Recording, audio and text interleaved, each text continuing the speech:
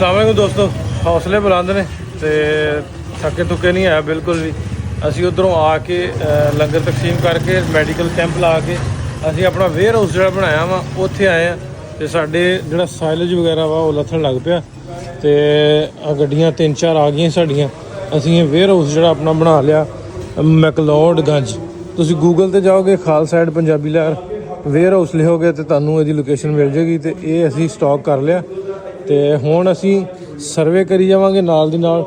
सर्वे इस तरह करांगे भी ਜਿਹੜੇ ਲੋੜਵੰਦ ਹੋਣਗੇ ਉਹਨਾਂ ਤੱਕ ਪਹੁੰਚਾਉਣ ਦੀ ਕੋਸ਼ਿਸ਼ ਕਰਾਂਗੇ।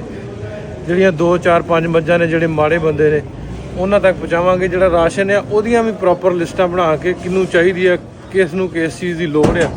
ਹਾਂ ਜੇ ਕੋਈ ਬੰਦਾ ਜਿਹੜੀ ਕੋਈ ਚੀਜ਼ ਭੇਜਣਾ ਚਾਹੁੰਦਾ ਹੋਵੇ ਇੱਥੇ ਅਸੀਂ ਕੋਈ ਵੀ ਅਕਾਊਂਟ ਨੰਬਰ ਵਗੈਰਾ ਆਪਣਾ ਕਿਸੇ ਵੀਡੀਓ ਤੇ ਮੈਂਸ਼ਨ ਨਹੀਂ ਕੀਤਾ। ਲੋਕੀ ਫਰਾਡ ਜਿਹੜੇ ਨੇ ਉਹ ਮੇਰੀ ਫੋਟੋ ਲਾ ਕੇ ਵਕਾਰ ਦੀ ਫੋਟੋ ਲਾ ਕੇ ਤੇ ਆਪਣਾ ਜਾਇਜ਼ ਕੈਸ਼ ਦੀ ਪੈਸਾ ਨੰਬਰ ਦੇਣ ਦੇ ਨੇ, ਉਹ ਬਿਲਕੁਲ ਫੇਕ ਆ।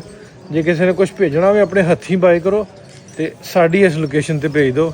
QR ਕੋਡ ਵੀ ਮੈਂ ਦਿੱਤਾ ਹੋਇਆ। ਫਿਰ ਉਸ ਤੋਂ ਬਾਅਦ ਖਾਲਸਾ ਏਡ ਪੰਜਾਬੀ ਲਹਿਰ ਵੇਅਰ ਹਾਊਸ ਲਿਖੋਗੇ ਮੈਕਲੋਡਗੰਜ, ਉਹਦੀ ਲੋਕੇਸ਼ਨ ਆ ਜੂਗੀ। ਆਪਣੀ ਚੀਜ਼ ਬਾਏ ਕਰੋ, ਉਹ ਇੱਥੇ ਭਜਵਾ ਦਿਓ। ਜਿਹੜੀਆਂ ਚੀਜ਼ਾਂ ਦੀ ਲੋੜ ਆ, ਪਾਣੀ ਦੀ ਸਖਤ ਲੋੜ ਹੈ ਜਿਵੇਂ ਮੈਂ ਤੁਹਾਨੂੰ ਦੱਸਿਆ, ਮੋਸਕੀਟੋ ਨੈਟ ਵਗੈਰਾ ਤੁਸੀਂ ਸਮਝਦੇ ਜਿਹੜੀਆਂ ਚੀਜ਼ਾਂ ਦੀ ਲੋੜ ਇਹਨਾਂ ਏਰੀਆ 'ਚ ਪੈ ਸਕਦੀ ਆ, ਉਹ ਕੁਛ ਵੀ ਤੁਸੀਂ ਬਾਏ ਕਰਕੇ ਭਜਵਾ ਸਕਦੇ।